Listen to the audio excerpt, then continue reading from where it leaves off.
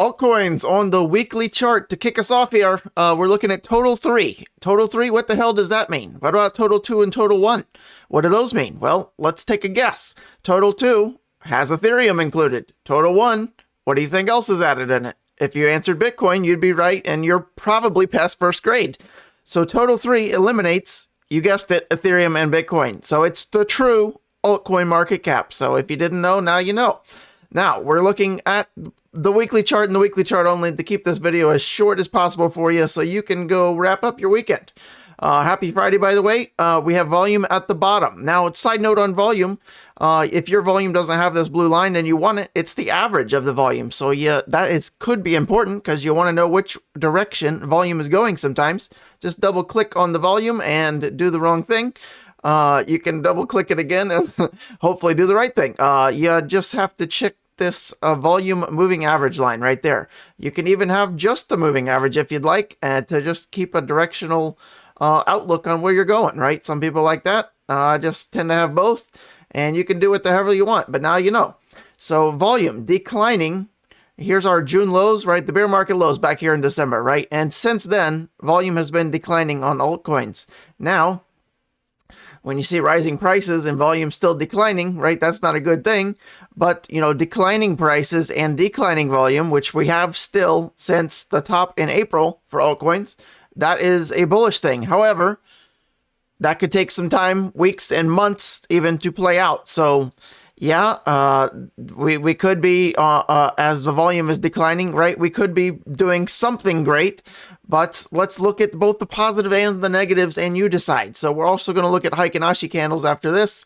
And Heikin-Ashi candles show you the momentum. We made a couple of videos on that yesterday if you want to go learn more about that. That's a brief video as well. So what do I like? What's the bullish in this chart? Well, let's focus on that first, right? We have our low established back on, December, late December, right? The bear market bottom. We came up and made a high, which was higher than this high. So by definition, you're potentially making a new trend shift, right? Downtrend here, potentially a new trend shift here because you made a higher high, but that's not the most important. You don't get the confirmation until you make a higher low than this. Did we get that? Check mark. Yes. So by definition, this trend is now over. A new trend has started. Is this the end? It could be, right? We are now trying to establish another higher low. We must become higher than this. If you can see us moving down as we speak here, we need to put in a higher low than this for the whole altcoin market cap. This closed at just shy of 310 billion. We must close higher than that. We could wick lower, whatever, I don't care. A weekly close under 310 billion could be very catastrophic for altcoins. I don't think that's the odds, right? Because the bear market lows are in, but if we break this, we're very likely going to test these lows yet again for altcoins. That's just the fact on this TA chart. We have put in a lower high so far, right? So this little brief uptrend could be ending if we take out this low, especially. So watch for that. But, as for the facts for now, we're in an uptrend on the weekly chart for altcoins. We need to break back above this 200 week. And speaking of that, let's get to our bearish parts of this chart, right? We always need to look at both sides of the coin, and whoever has the most evidence, that's who you follow. So which direction are the moving averages going? Are any of them moving up? Well, maybe the EMA 8, the weakest one, right? The red one.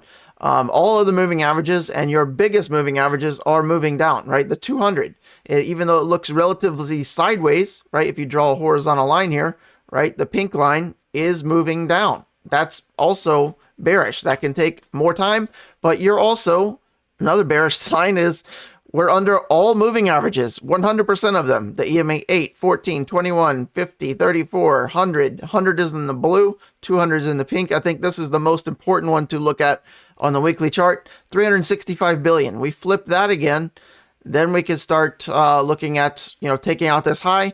Once we do that, 410 billion is really where the party gets started for altcoins. I think the real altcoin season would start once we can break out or even into this zone, right? We'd put in a new high, right? This is where we get going again, altcoins can, 2x in a week, all the good stuff, potentially starts here. Not until then, right? Very unlikely. Now, does that mean we can't move up in value? Of course not.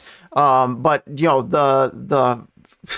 the multiple X's in a week, a month, all that kind of stuff is not going to happen until we're clearly in an uptrend. And right now we could be there, but yeah, it's just too risky at this point to get in, because we could be testing this low again, and if we break that, we could be testing this low again. We could even put lower lows in at some point between now and the late 2024.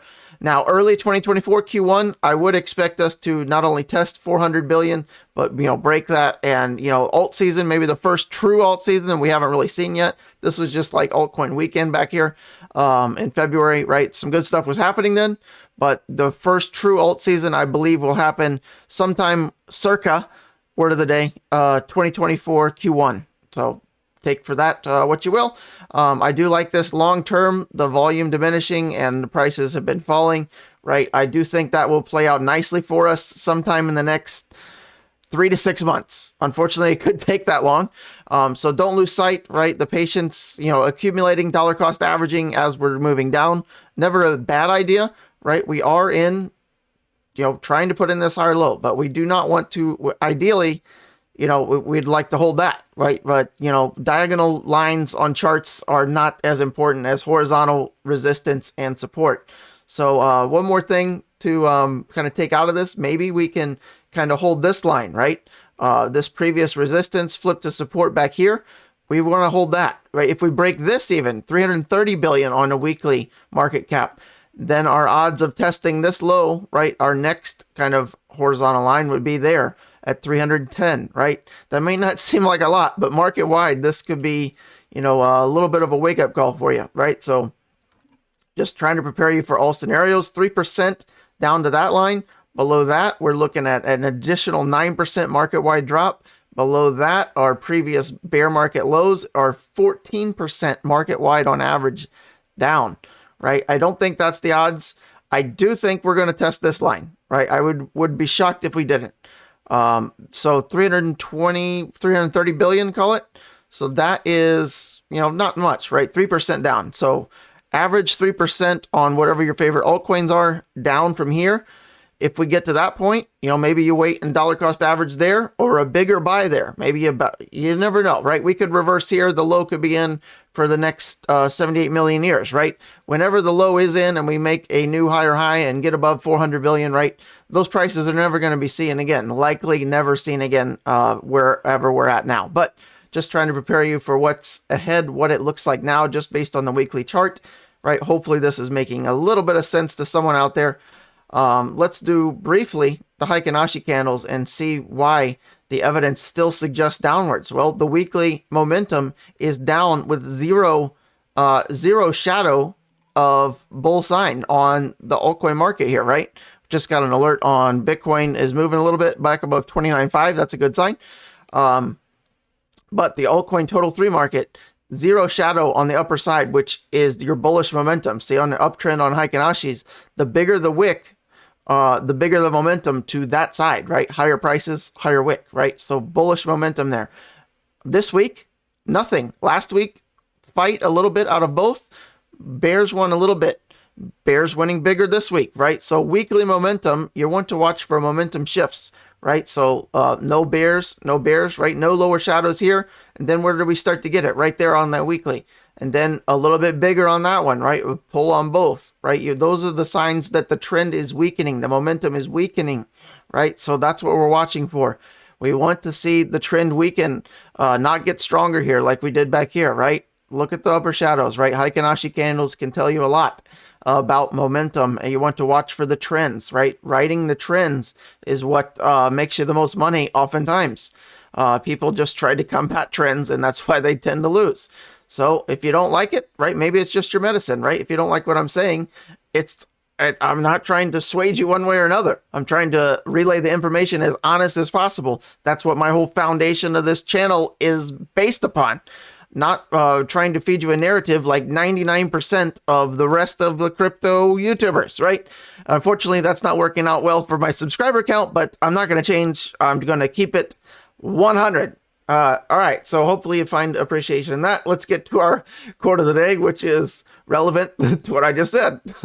Act as if what you do makes a difference. It does, unless you make crypto YouTube videos. All right, card of the day. I got to get a sip of water before my mouth runs cotton. Too late. Any guesses? If you said BMW, of course, right? If you didn't get BMW, I mean, you've clicked off by now at least. BMW M8 competition convertible. I mean, pretty sick there. It's about 170K, I think, to start off. It's a little pricey, but for a BMW, it's pretty fast and pretty good looking for a Beamer. Again, if you want the hard top, the coupe, it comes in carbon fiber on the top, carbon fiber everywhere, carbon mirrors, carbon sides. Side note. What the hell is this? Why do people do this? I know the Europeans do it too, if you're European or from other countries. You're ruining art, right? Stop putting license plate on the front, right? It's like you have the Mona Lisa and you write Mona Lisa right across the front with a sticker, right? You're ruining the damn art. I would never move to New Jersey or any state that requires you to have a license plate on the front, or even a country, because of this. I'm such a big car guy. It's a deal breaker.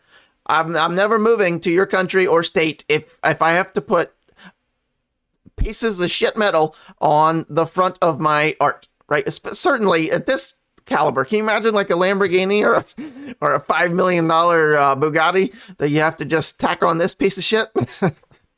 All right, rant over. Favorite color, though, I think, might surprise any of you that are longtime watchers, is this one, right? Usually I like, flashier colors, the blues, the yellows, the greens. But this one, I think, would be my pick if I was going to get M8. Speaking of, can't do it. The gold, factory gold brakes with the deep purple, we'll call it black rose paint. Yeah, that's winning for me. Black wheels, gold brakes, deep purple, carbon everywhere. That's the winning combo for me. Carbon, as much carbon as possible, and either look super stealthy or solar yellow blinding. All right, I'll end it there. Hopefully you learned something today. Hopefully you're an OG if you're watching this long. I'm sure you are.